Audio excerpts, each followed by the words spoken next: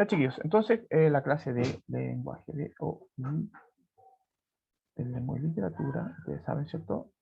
Clase especial para cuarto medio A y B, dice A y B. Todavía estamos viendo, ¿cierto?, quién va a hacerse cargo del cuarto medio B. Yo igual voy a subirle esta clase a los chiquillos del B porque seguramente igual les puede servir de apoyo. Esta sería la clase número 4 por el desfase, ¿cierto?, que se produjo por el tema de los cambios de horario y la presencialidad y la virtualidad que estamos ahí en intermedio. Corresponde al lunes 29 de marzo del año que ya mencioné. Entonces, vamos a la actividad. La actividad es evaluar el proceso, ¿cierto? Proceso que va a ser, y lo vamos a llamar proceso 1, porque hay varios procesos que vamos a ir evaluando. La idea de esta clase, el propósito es que podamos realizar aprendizajes reforzados a partir de prepararles para la prueba de diagnóstico que se supone que debería ser mañana, pero por la eventualidad, ¿cierto? Hay un cambio de una reagendación, ¿cierto?, de esa prueba para la próxima semana, si no me equivoco. ¿Ya?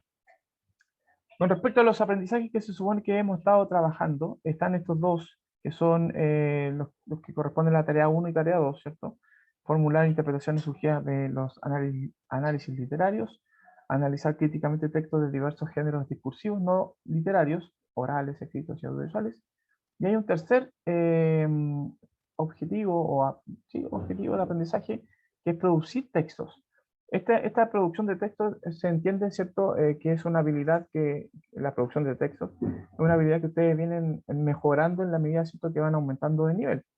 En cuarto medio, la producción de textos se entiende, ¿cierto?, que debe corresponder a cierta coherencia, cierta cohesión, entender, digamos, el propósito comunicativo de lo que ustedes están escribiendo, desarrollar una postura sobre los temas, ¿cierto? Y básicamente lo que hace este objetivo es decirle que ustedes están en cuarto medio y que saben escribir como niños lo más grande dentro del colegio, con todo el dominio de lo que significa, toda la herramienta que significa, ¿cierto?, la producción de un texto escrito o oral. Bueno, en este caso va a ser escrito porque la prueba va a estar escrita. Ok. Y eso es lo que estamos reforzando, ¿cierto? Ahí estamos sanando. Ok. Previamente, lo que ya estaba preguntando Gabriela, ¿cierto? A propósito, no he subido, este es un pantallazo que le saqué ayer, ¿cierto? Estaba preparando esta parte que siempre la dejo para el final, que es el previamente. A propósito, ¿cierto?, de las tareas que ya están subidas y que corresponden, como les decía, al T1 y T2. Sin embargo, el T3, el objetivo 3 de lo que se supone que tenemos que reforzar, está transversal a estas dos tareas, ¿cierto? El objetivo 1 es formular interpretaciones a propósito, ¿cierto?, de la lectura del texto Carpe Diem. Y el caso, ¿cierto?, de tener una postura crítica y, por supuesto, producir un texto que sea coherente con esa postura crítica en frente, ¿cierto?, a esta idea del terraplanismo o esfericismo, dependiendo de la postura de ustedes. O sea, defender eso con argumentos, con bases, con fundamentos cototos. O sea, esa es la idea. Que sería, ¿cierto?, la tarea 2. O sea, no era necesaria una tercera tarea para poder, ¿cierto?, poner de manifiesto los aprendizajes reforzados. Por eso no la consideré en esta pasada. A lo mejor la tarea 3 quedaría para la unidad 1, por ejemplo. Entonces así vamos a ir abarcando eh, con las tareas también algunos objetivos que son importantes que se pongan de manifiesto y bien clarito para que cumplamos con el 100% del programa. ¿Ya? Así que hasta ahí hemos cumplido, misión cumplida. Sin embargo, vamos a... Uy, algo pasó. Ahí sí. Algo pasó, se borró el texto, pero no sé si se dieron cuenta. Voy a pausar voy a pausar la grabación. Ok, les decía entonces que era lo que estábamos viendo a propósito de los objetivos, que cumplimos con la tarea. Nos felicitamos, ¿sí? Choque de palmas. Y lo que vamos a hacer, de nuevo, lo que vamos a hacer hoy día es revisar un texto de don Augusto Monterroso. Él dice, bueno, se presenta mismo, ¿cierto? Hola, soy Augusto Monterroso Bonilla, Tito para los amigos. Nací en Tegucigalpa, Honduras, el 21 de diciembre de 1921 y fallecí en la Ciudad de México el 7 de febrero de 2003. Perdón. Fui un escritor hondureño, nacionalizado guatemalteco y exiliado en México. Aunque la palabra exilio es un poquito fuerte, en realidad lo que hizo él es pedir asilo político en México. Bueno, él fue combatiente de esto de las dictaduras militares en Latinoamérica en general, la que les tocó vivir a ellos, ¿cierto? Como Guatemala, como guatemaltecos. Básicamente dictaduras militares hubo en casi toda Latinoamérica. Y de alguna manera también él estuvo conectado en algún momento, ¿cierto?, con nuestro país. De hecho, vivió aquí en Chile 3 años. Así que también conoce nuestra realidad y lo que nosotros también vivimos a propósito de dictadura militar. Dice Augusto Monterroso de sí mismo, los especialistas lo consideran uno de los maestros, ¿cierto?, que es uno de los maestros de la minificción, esos relatos breves que son característicos, ¿cierto?, de la literatura de Monterroso. Aborda en esos relatos temáticas complejas y fascinantes en innumerables versiones de diferente extensión. De hecho, se le adjudica uno de los cuentos más cortos de la historia de la literatura contemporánea, ¿cierto?, que es El dinosaurio, y que tiene apenas 7 palabras. Es de chiquitito el cuento, para que vayan cachando quién es Augusto Monterroso. A propósito de textos breves, vamos a leer este que se llama La fe y las montañas. Y dice, al principio, la fe movía montañas solo cuando era absolutamente necesario, con lo que el paisaje permanecía igual a sí mismo durante milenios. Pero cuando la fe comenzó a propagarse y a la gente le pareció divertida la idea de mover montañas, estas no hacían sino cambiar de sitio y cada vez era más difícil encontrarlas en el lugar en el que uno las había dejado la noche anterior, cosa que por supuesto creaba más dificultades que las que resolvía. La buena gente prefirió entonces abandonar la fe, y ahora las montañas permanecen por lo general en su sitio. Cuando en la carretera se produce un derrumbe, bajo el cual mueren varios viajeros, es que alguien, muy lejano o inmediato, tuvo un ligerísimo atisbo de fe. Perdón, alergia. Que me llegó olor a algo de la cocina. Me dio alergia. ¿Qué? Ajo, cebolla. Oh, es muy fuerte. Soy un poco delicado de nariz. Me están tirando una lagrimógena aquí. Oh, la cuestión está fuerte. Oh, está fuerte. Está fuerte la cebolla, cabrón. Y está muerta la risa, señores. Ya, vamos a seguir. Gracias. Va a ser la clase con mascarilla. A propósito de lo que estaba diciendo, a propósito de terrorismo que uno sufre de repente en el doméstico, eh, y a propósito de lo que se supone que contiene el cuento de Augusto Monterroso, ¿cierto? De lo que dice, de lo que contiene también desde el punto de vista, ¿cierto?, histórico, él habla de una falta de fe, de una renuencia de la gente, ¿cierto?, al tema de la fe. Frente a eso, podemos evidenciar, de hecho, el año 2021, aquí sale, ¿cierto?, este texto citado de la BBC, una reunión que sostuvo el Papa con el ayatollah Ali al-Sistani, ¿cierto?, líder religioso chiita, que pertenece a la religión musulmana, y que cuestionaron, digamos, básicamente el estado de la fe en el mundo en general. Esa baja presencia, ¿cierto?, de cristianos en un lugar que evidentemente, ¿cierto?, por historia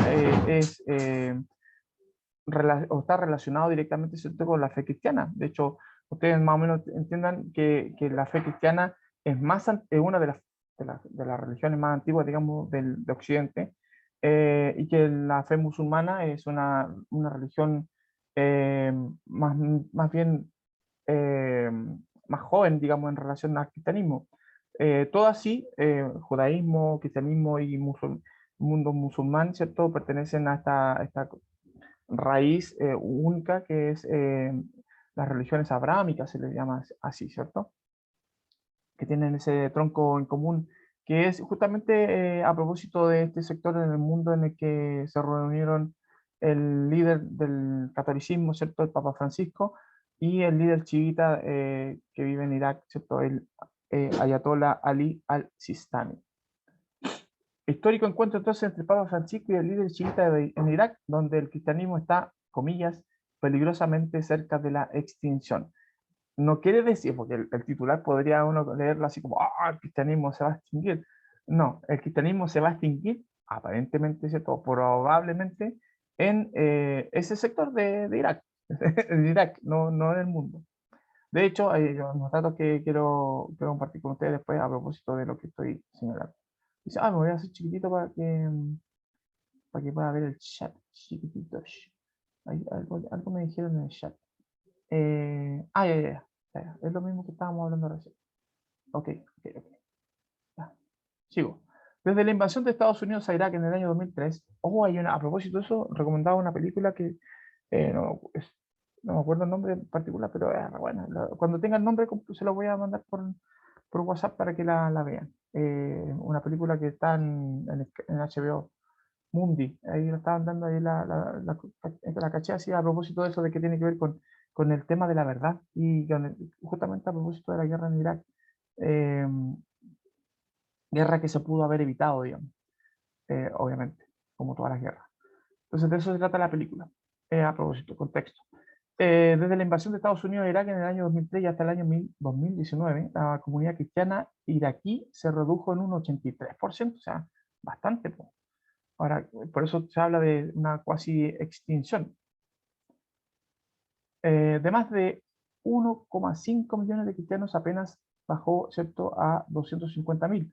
Se estima que al menos 1 millón de ellos huyeron a Europa, Estados Unidos, debido a los conflictos internos originados por la invasión y otros fueron desplazados por grupos islamitas más extremos, ¿cierto? No me acuerdo si son suníes.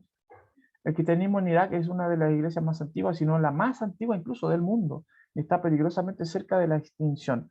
Lo que nos quedamos, debemos de estar preparados para enfrentar este martirio. Dice Guarda en la BBC. La presencia cristiana en Irak se remonta casi a la misma aparición de la religión en la historia. De hecho, son muchas más las localidades y lugares nombrados en la Biblia que están ubicados en este país, de los que se llaman, o lo que se denomina Tierra Santa en Israel y otros territorios palestinos, por ejemplo. O sea, la vinculación que hay entre el mundo iraquí y la religión cristiana, en particular el catolicismo, ¿cierto? Es muy fuerte. De ahí tengo un mapa para ir aportando como dato la información, ¿cierto?, con respecto a la distribución de las religiones en el mundo. Entendiendo, ¿cierto?, que el cristianismo es la que tiene una mayoritaria presencia, ¿cierto?, el asunto, digamos, de las colonias, principalmente Europa, ¿cierto?, colonizando América, colonizando África, ¿cierto?, llegando incluso a Oceanía, Filipinas y qué sé yo, en algunos países incluso asiáticos que tienen una fuerte presencia de cristianos, a propósito, ¿cierto? El Islam, que básicamente toda la cuenca del Mediterráneo, baja África, por así decirlo, ¿cierto? Toda la cuenca del Mediterráneo, baja África, Asia, ¿se entiende? Y por extensión también en medio y lejano oriente, incluso abarcando países, ¿cierto?, que son derechamente asiáticos. El Imperio Otomano, ¿cierto? No sé si han visto el Sultán en la teleserie es básicamente todo el espacio que ocupó, ¿cierto?, el Imperio Otomano. El budismo, que es derechamente una religión, más que una religión, una filosofía de vida, una forma de vivir y ver el mundo, ¿cierto? Está en este sector de Asia, lejana Asia, y otras religiones, ¿cierto?, que podrían estar compartiendo, religiones chinas, ¿cierto?, compartiendo con el budismo, por eso se ha churado rojo con amarillo. Y otras chiquititas, otras religiones chiquititas, ¿cierto?, que también se van fundiendo. A propósito. Eso pues, se entiende. Otros lugares en el mundo que no tienen religión. Aquí se está mostrando la parte más, más nórdica, ¿cierto? Del planeta. También, aquí había que mencionarlo. Y en Chile, el número de cristianos, a propósito, ¿cierto?, de este hecho noticioso que acabo de señalar, y a propósito de lo que decía Augusto Monterroso en su cuento, en el último tiempo, estamos hablando una encuesta que se hizo entre el año 2011 y 2019, el estudio que se hizo, perdón, con respecto a al comportamiento de fe, dice que en Chile el número de cristianos subió de un 91% que era en el año 2011 a un 94%, de los cuales, ¿cierto? 50, eso sí bajó, el número de personas que están vinculadas a la Iglesia Católica bajó a 55 y 16%, ¿cierto? Se mantiene una leve alza, ¿cierto? De 15 a 16 que son evangélicos o se declaran evangélicos. Ahora, ¿qué pasa con la diferencia? Para llegar a 94, son cristianos, pero no son católicos y no son evangélicos. Profe, Dígame. no tomaron la captura de la foto anterior. ¿Esa? Profe, una La consulta. anterior donde decía de los musulmanes, del Papa. ¿Eso? ¿Aquí o no? Sí. Ya. Dígame. Profe, Dígame. ¿esta clase a qué hora más o menos se va a subir hoy día? Después de mi rato de almuerzo, voy a trabajar en subirla. Claro. ¿Ya? Sí, pues para que esté disponible lo antes posible para que puedan estudiar. La idea, Ya, muchas chiquillos, gracias. la idea, chiquillos, es que si se dan cuenta, más allá de los datos que estoy aportando y los diferentes textos que estoy leyéndoles, ¿cierto? Es que se den cuenta de, digamos, de eso, justamente, de que hay una diferencia en la construcción textual, pero que se comparte el tema, en la preocupación, ¿cierto?, que existe con respecto al comportamiento de la región. La literatura de Augusto Monterroso, que es una literatura hecha a propósito en una época no muy lejana, digamos, a los estudios que estamos compartiendo, la noticia que estamos compartiendo con respecto a la visita del Papa, la preocupación que tiene el Vaticano, ¿cierto?, frente a la baja o la cuasi extinción de los cristianos, ¿cierto?, en esa zona muy importante para la historia del cristianismo, ¿cierto?, que es Irak. Denota un poco, es un tema en común, un problema que tiene que ver mucho con lo que estamos viviendo como humanidad también, a propósito, ¿cierto?, de otros elementos que podemos encontrarnos en nuestra cotidianidad, que tiene, por ejemplo, estaban discutiéndose si se iba a celebrar o no Semana Santa con culto religioso incluido, a propósito de lo importante que es también para la gente que profesa la fe cristiana, estas fechas en particular, más allá de encontrar o no, buscar o no huevitos, ¿cierto?, que es para los niños la festividad. Para muchas personas el martirio de Jesús representa, ¿cierto?, la conexión que tienen ellos, las personas cristianas, ¿cierto?, con esta idea de bondad que estaban muy presentes, ¿cierto?, en Jesús. Entonces, lo que significa la religión también. Entonces, y más allá todavía considerando, ¿cierto?, los tiempos que estamos viviendo. O sea, tiempos donde hay mucha desconexión, que hay mucha falta de empatía, ¿cierto? Que hay poco sentido de comunidad, que básicamente es lo que genera, ¿cierto?, también la religión. Más allá de ser para muchas personas también, los ateos principalmente, ¿cierto?, una forma de dominio de la población. Para la gente que pertenece a las comunidades religiosas, ¿cierto?, la que sea, eh, es como la extensión de una familia a la que uno decide, digamos, participar. O sea, es como una familia también que protege, que cuida, que genera cierto contención emocional. Muchas veces la conexión espiritual también en el ser humano es súper importante de rescatar. Entonces, lo que dice el cuento de Augusto Monterroso y la preocupación del Papa, en estos dos textos que son totalmente diferentes, uno literario y el otro no literario, obedece, ¿cierto?, a un fenómeno humano, cubierto, ¿cierto?, desde dos áreas también humanas, que son una, el periodismo, ¿cierto?, y la otra, ¿cierto?, la literatura. Con respecto al trabajo, no vamos a analizar el trabajo periodístico porque se entiende, ¿cierto?, que de alguna manera lo que hace el periodismo es reflejar hechos que son y que son de alguna manera testimonio y constatación, ¿cierto?, de los tiempos que estamos viviendo. En el caso de la literatura, eh, esta juega un papel diferente. Y la pregunta es, ¿cuál es ese papel? ¿Qué papel desempeña la literatura en nuestra sociedad? ¿Por qué? ¿Por qué es importante la literatura? Solamente podríamos quedarnos con la información y a lo mejor lo que leímos como noticia con respecto a la visita del Papa y todos estos intentos que han habido, ¿cierto?, de mancomunar el trabajo religioso de toda la fe y de alguna manera también obviar los conflictos que hay inherentes al ejercicio de estas religiones, sobre todo en ese sector que es muy complicado. Recuerden que los musulmanes se dividen en comunidades a su vez, en tres comunidades o tres o cuatro comunidades a su vez, y entre ellas también hay rivalidades incluso bélicas. De hecho, los desplazamientos de los cristianos, la huida, ¿cierto?, de los cristianos de esa zona, obedece, ¿cierto?, al ánimo belicoso de uno de los sectores, no me acuerdo si el sunita, eh, que, que dentro de esa comunidad digamos, con algunos miembros bastante hostiles, ¿cierto? Y muy fundamentalistas, han tendido, ¿cierto?, a las armas, o sea, ni más ni menos.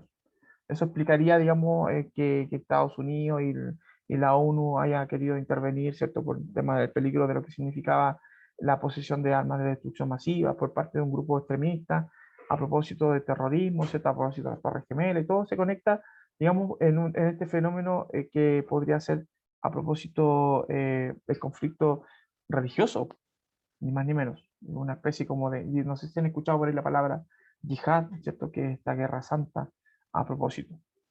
Ahora, claro, eso nosotros nos informamos, pero ¿qué pasa con la literatura? ¿Cómo la literatura puede de alguna manera también meter la cuchara en esto? ¿Qué papel desempeña no solamente en este conflicto, sino en general? Y ahí, bueno, hay un video que dura aproximadamente 20 minutos. Yo se los voy a dejar colgados, ¿cierto?, a la clase.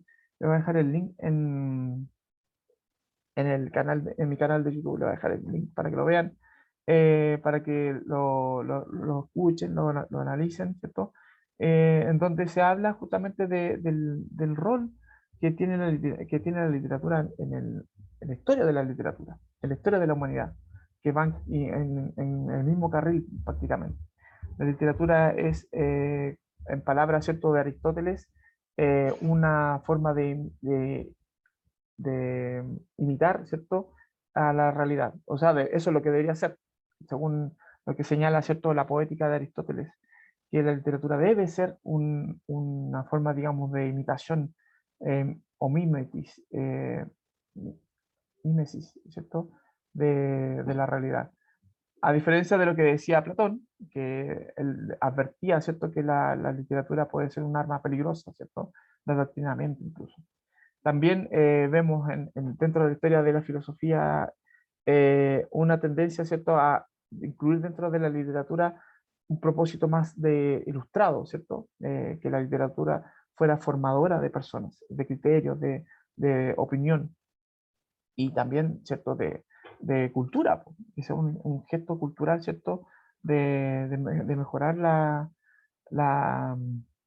a la humanidad. Entonces, claro, en la historia de la humanidad hay distintas formas de entender que la literatura cumple distintos papeles, distintos roles eh, relevantes o no, ¿cierto? Pero que de alguna manera van a marcar la historia de la humanidad en general. Ese es el video, ¿ya? Se lo voy a, como dice, se lo voy a mostrar después para que lo vean ustedes a propósito. Y como síntesis de lo que se supone que sale en el video, lo que decía con respecto a Aristóteles, que la literatura es mímesis, es imitación de la realidad. En ese sentido, de hecho, nosotros hablamos de verosimilitud. La literatura debe ser verosímil, debe ser creíble, debe ser de fácil aceptación por las personas. La gente que lee una obra literaria entiende que lo que está sucediendo en la obra literaria, las acciones que ocurren ahí, los personajes que están presentes en ella, pueden ser o podemos ser nosotros mismos. De hecho, hay alcances en los que las personas dicen lo que le está pasando al personaje, la historia que está sufriendo ese personaje es mi historia. Lo que expresa el poeta, ¿cierto? En ese poema es lo que yo siento. Entonces, o lo que yo escucho en la canción, pues, la canción me identifica.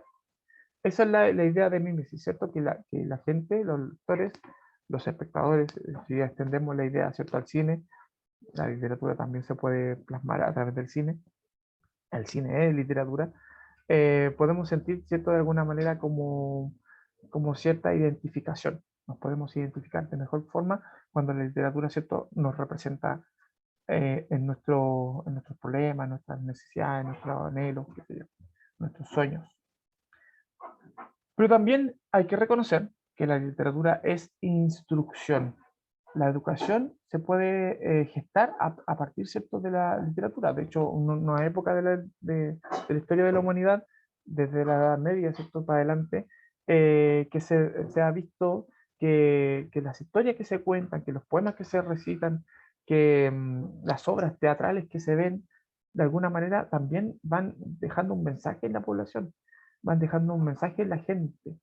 Y esa idea, esa instrucción, esa educación, eh, favorece, digamos, también el surgimiento de la escuela como tal.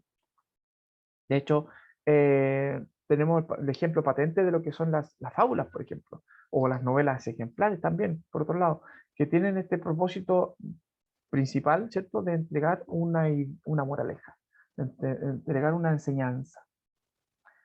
Otro, y no menor, ¿cierto?, ejercicio que se genera con la literatura es el de deleitarse, de gozar, de disfrutar.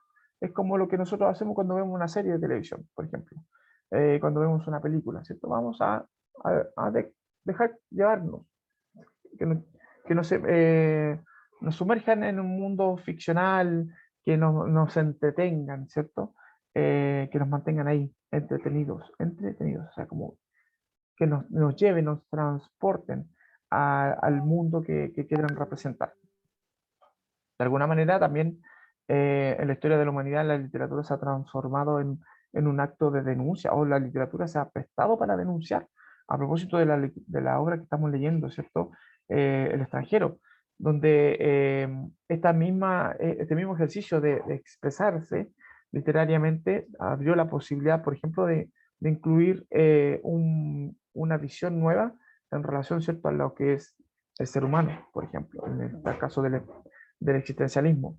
Pero también se han denunciado abusos, se han denunciado, ¿cierto?, de alguna manera olvidos también a propósito de la literatura. Lo que pasó, por ejemplo, con Ana Frank, con su famoso diario, donde se mostró al resto de la humanidad lo que se supone que estaban viviendo las familias perseguidas por el régimen nazi. Sin ir más lejos, ¿cierto? Lo que pasó también en nuestra dictadura militar, que también generó, ¿cierto?, de alguna manera respuestas literarias frente a eso, de teatro, de poesía, de música, ¿cierto? Lo que hacía Víctor Jara, por ejemplo, a través de las canciones que él compuso. Eh, lo que hace el punk, por ejemplo, también a propósito de ser contestatario, de denunciar, ¿cierto?, los males de la sociedad. Por ejemplo, el hip hop también lo hace. También es gestora de nuevos mundos, a propósito de la ciencia ficción, lo que significa también el aporte que hace la literatura para que este mundo que se vio en primera instancia en una obra literaria, se ve ahora, por ejemplo, en nuestra realidad. Que cuando hablamos, por ejemplo, de autores como Isaac Asimov, que previó la presencia, ¿cierto?, o la convivencia de los seres humanos con robots, por ejemplo, los viajes interespaciales, ahora que son una realidad, viajando, ¿cierto?, no solo a la Luna, sino también a Marte, por ejemplo, o explorando el sistema solar, que ya es una realidad, los autos, la tecnología, los celulares, Internet, ¿cierto?, etcétera. Creadora de estos mundos que se van a ir transformando en una realidad, pero también creadora de mundos en el sentido, ¿cierto?, de lo que significa la fantasía también. Y por supuesto, y quizás la característica más importante de la literatura para nosotros, de por qué nos sirve la literatura, ¿cierto?, es que nos comunica. Y volviendo, ¿cierto?, al cuento de Augusto Monterroso, las obras literarias como la de él, breve y todo, ¿cierto?, ponen de manifiesto temas que son de perogrullo, temas que nos preocupan, ¿cierto? A propósito, ¿cierto?, de la falta de conexión, la falta de fe, la falta, ¿cierto?, de espiritualidad, que es un problema, digamos, que podemos evidenciar ahora con mayor razón a propósito, ¿cierto?, de esta pandemia que nos tiene separados como humanidad, siendo la humanidad altamente gregaria.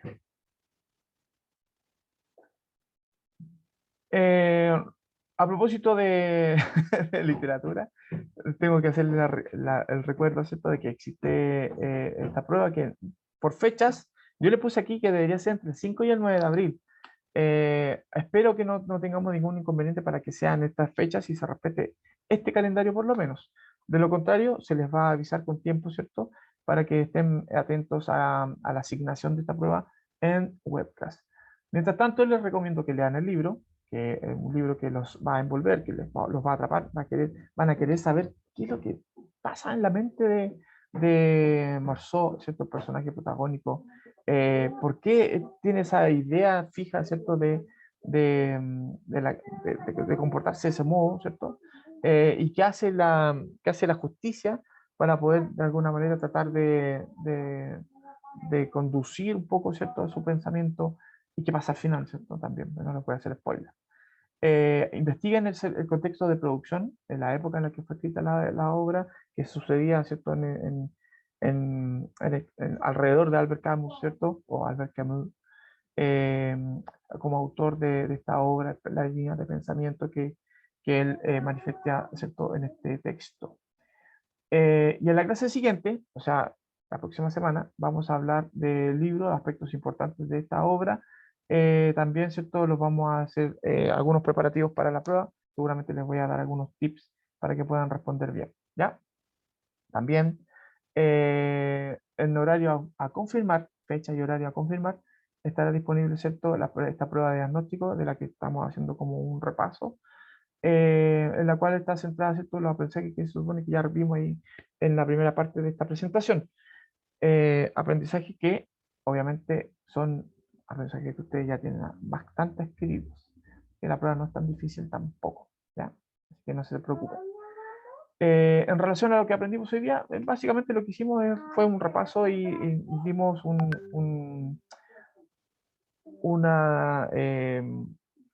una repasada, valga la idea redundante, ¿cierto?, de esto que es la literatura y la importancia que tiene para los seres humanos.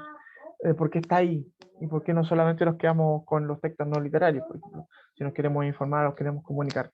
Porque es importante la literatura también desde el punto de vista espiritual. Quizás no lo mencioné desde esa perspectiva, ¿cierto? Pero espiritualmente la literatura también es súper, súper importante para lo que nosotros somos.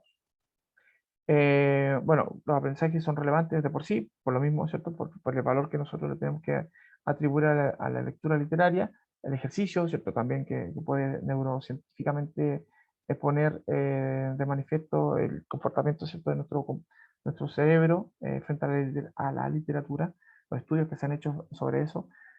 También integrando a nuestra vida, porque la idea es que ustedes sean lectores, que lean arte para que sean, ¿cierto?, más pulentos de lo que son.